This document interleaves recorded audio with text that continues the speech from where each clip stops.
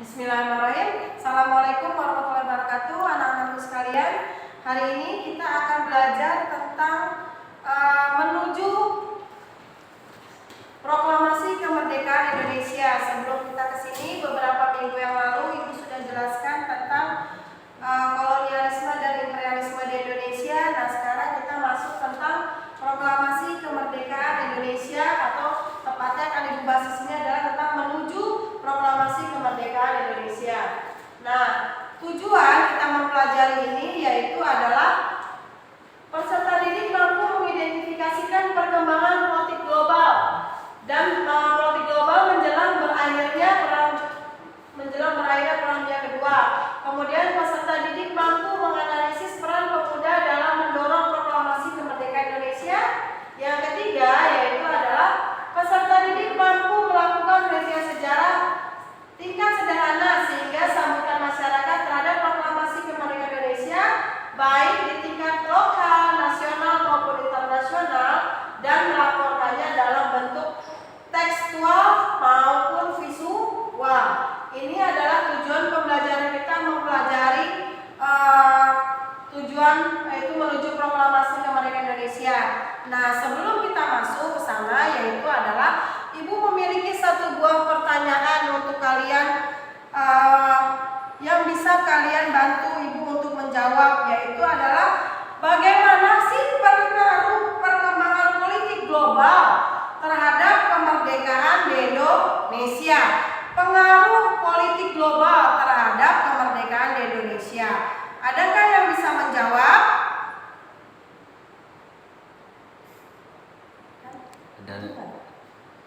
Kemudian, nah sebelum kita masuk pada materi selanjutnya, yaitu Ibu akan jelaskan tentang Ibu akan berikan pengetahuan tambahan tentang arti bendera dan juga lambang dari negara Republik Indonesia.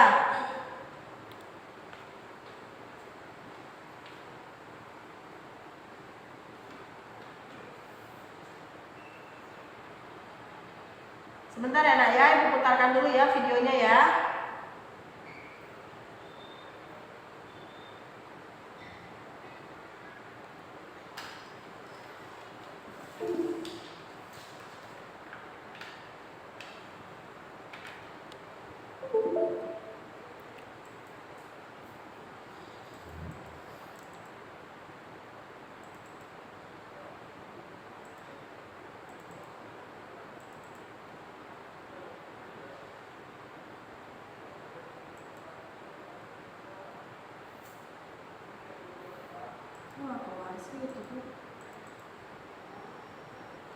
Nah, karena video tidak bisa diputar, maka kita masuk ke dalam materi berikutnya, yaitu tentang berita kekalahan Jepang.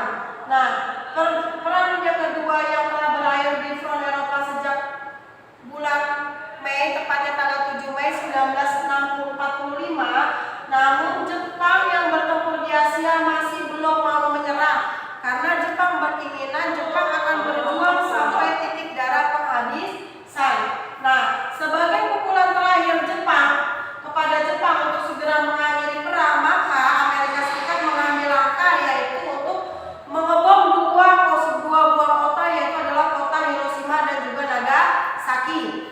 Nah, kota Hiroshima dan Nagasaki ini dijatuhkan pada hampir waktu yang bersamaan, yaitu hanya selisih 3 hari, yaitu tanggal 6 Agustus 1945 dan tanggal 9 Agustus 1945. Dan korban jiwa yang ditimbulkan dari dijatuhkannya bom di dua kota tersebut yaitu adalah mencapai 140.000 jiwa dari 350.000 jiwa yang ada di kota Hiroshima. Sementara di Nagasaki yaitu yang jatuh korban yaitu adalah 74.000 jiwa.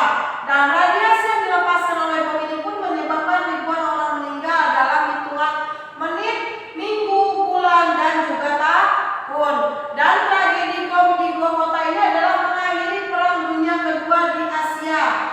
Dan kemudian Jepang juga mengumumkan kekalahan terhadap Sekutu karena dijatuhkannya bom di dua kota tersebut.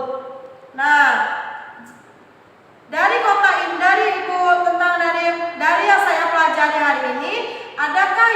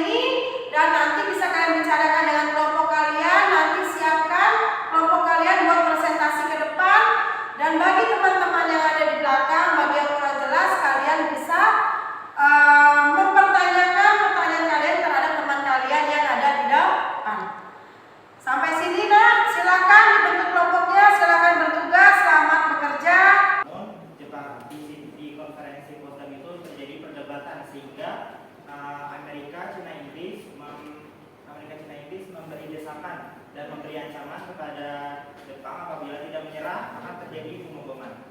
Namun Jepang tidak ingin menyerah sehingga terjadi pengeboman di Hiroshima dan Nagasaki pada tanggal 6 dan 9 Agustus 1945. Untuk pertanyaan kedua itu ada mengapa Jepang menyatakan menyerah tanpa syarat kepada sekutu?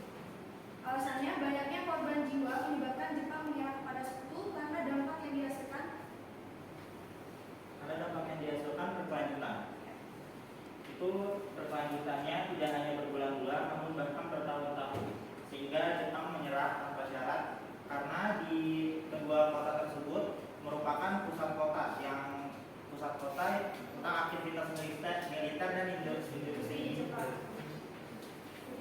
Untuk pertanyaan ketiga, bagaimana seandainya Amerika Serikat tidak menjatuhkan bom di sana? Apakah perang berakhir pada bulan Agustus? Jadi kalau Amerika nggak menjatuhkan bom di kota Hiroshima dan Nagasaki, mungkin Jepang tidak akan menyerah dalam perang itu. Jadi mungkin perang akan berlangsung lebih lama. Jika perang berlangsung lebih lama, dapat menyebabkan berbagai macam kerugian dari segi ekonomi, politik dan lain-lain. Silakan. Itu saja. Ada beberapa termin yang ingin Ibu buka, ada 3 pertanyaan, silakan. 3 pertanyaan aja ya, cukup ya. Silakan, Dodan. Apa dampak bagi Indonesia dari peristiwa pemboman Hiroshima dan Nagasaki?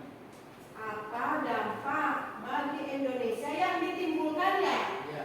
Apa dampak yang ditimbulkan bagi Indonesia dari kekalahan Jepang? Apa-apa? Dari dibomnya kota Hiroshima dan Nagasaki.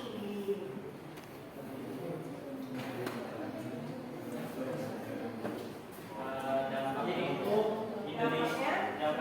Indonesia jadi bisa mempersiapkan tentang kemerdekaan. Iya betul. Dampaknya apa yang paling spesifik, yaitu apa?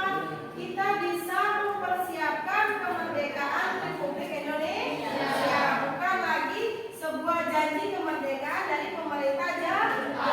Pintar ya Pak Jal. Terus siapa lagi? Silakan, ada lagi pertanyaan. Yaudah, lepaskan pertanyaan jawabannya nak. Wah, silakan. Ya, silakan. Jadi saya ingin bertanya nih, dampak kekalahan Jepang terhadap perekonomian dan kesejahteraan rakyat Jepang sendiri. Dampak kekalahan Jepang terhadap perekonomian Dan kesejahteraan dan rakyat. kesejahteraan rakyatnya. Bagaimana dampaknya di bidang ekonomi pemerintah Jepang sendiri? Alasannya kan karena kedua kota itu Hiroshima dan Nagasaki itu kan dibom. Jadi untuk aktivitas militer dan industri itu menurun. Jadi dia tidak ada aktivitasnya itu dibom secara menyeluruh. Nggak ada. Aktivitas yang bisa dilanjutin lagi. Kan kemarin juga hutan. Yang ada Dia nggak ada kekuatan untuk melawan. banyak kerugiannya. Kemudian dari mulai material, korban jiwa dan jiwa. Terima kasih ya. Sudah puas jawabannya? Dampak ekonominya yang pasti dirasakan itu tidak hanya ekonomi. Dampak ekonominya pasti jauh. Karena apa? Dengan dibomnya 2 kota, pasti dampaknya itu luar biasa di bidang masyarakatnya saja. Banyak dari rakyatnya yang meninggal dunia ya kan akibat bom tersebut. Apalagi ekonominya pasti lululan tak. Dan tidak mungkin pemerintah ini pasti udah goyang ekonominya ya kan. Nah, karena korbannya udah banyak, pasti ekonomi juga akan guncang. Silakan, ada lagi? Ada pertanyaan lagi? Silakan, Arya.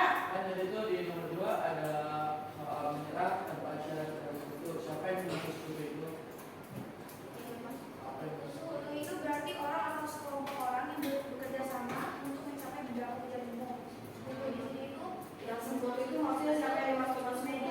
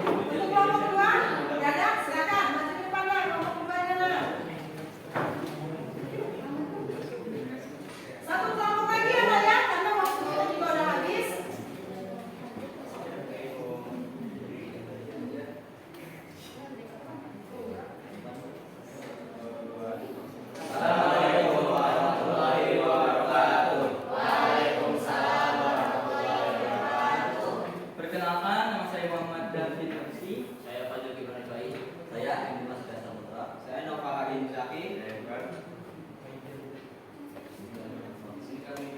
Kami akan menjelaskan materi dari pertanyaan materi kuari. Ya, tentang apa? Mengapa peristiwa pengeboman Hiroshima dan Nagasaki merupakan akhir Perang Dunia Kedua di Asia?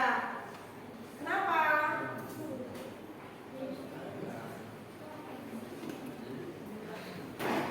Jadi ternyata Hiroshima dan Nagasaki memiliki peran yang sangat krusial selama Perang Dunia Kedua bagi Jepang. Sekutu berpendapat dengan menjatuhkan bom atom di kedua kota tersebut, maka seluruh aktivitas militer dan industri di Jepang dapat dilumpuhkan sehingga tidak terjadi perang lagi. Yang kedua, mengapa Jepang mengatakan menyerah tanpa syarat pada sekutu? Alasannya mengapa Jepang menyerah tanpa syarat pada sekutu masih berkaitan dengan adanya Perang Dunia Kedua. Pada Perang Dunia Kedua melibatkan berbagai negara blok poros seperti Jepang, Italia, Jerman, dan lain-lain. Negara-negara tersebut melawan sekutu yang berisi Amerika Serikat, Inggris, Uni Soviet, dan lain-lainnya. Pada tahun 1945, blok poros mulai mengalami kemunduran dan Jepang dituntut untuk menyerahkan diri atau dihancurkan dalam waktu dekat. Tapi pada saat itu Jepang tidak menghadiri pertemuan tersebut dan Amerika pun menjatuhkan bom kepada kota Hiroshima pada tanggal 6 Agustus 1945 dan Nagasaki 9 Agustus 1945. Dan pada akhirnya Jepang pun menyerah tanpa syarat dikarenakan banyaknya korban jiwa serta ekonomi Jepang pun menurun dan Jepang tidak mampu untuk melawan balik.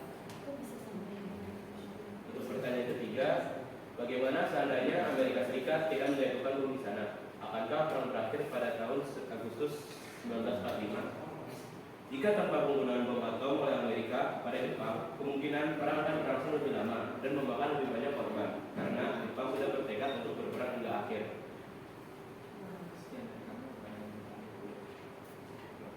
Teman-teman, ini adalah teman kalian sudah melakukan presentasi di depan dari tugas yang sudah Ibu berikan. Dari teman-teman kalian yang presentasikan di depan ini, adakah pertanyaan yang kurang jelas dari apa yang mereka presentasikan? Jelas, ada yang jelas. Terus siapa lagi yang belum jelas? Adakah pertanyaan? Jelas, jelas nak. Jadi tidak ada pertanyaan, berarti tidak ada termin pertanyaan juga ya nak ya? Silakan. Jadi ditutup nak kelompok kalian. Sekian dari kelompok kami. Wassalamualaikum warahmatullahi wabarakatuh. Terima kasih banyak anak-anakku yang sudah maju ke depan. Nah, dari peristiwa ini kita bisa tarik kesimpulan, yaitu yang mengetengahkan tentang judul kita pada hari ini, yaitu adalah tentang apa? Proklamasi menuju proklamasi, yaitu kita bisa tarik kesimpulan bahwa sebuah kemerdekaan itu akan indah jika kita perjuangkan dengan susah itu yang bisa itu tarik kesimpulan. Nah, dengan kekalahan Jepang di dunia internasional itu membawa angin segar bagi Indonesia bahwa kita memang harus merdeka dengan usaha dan jerih payah bangsa kita sendiri. Nah, kalian sebagai generasi muda berbanggalah menjadi warga negara Indonesia yang dilahirkan di bumi Indonesia, karena kita merdeka bukan karena dari pemberian,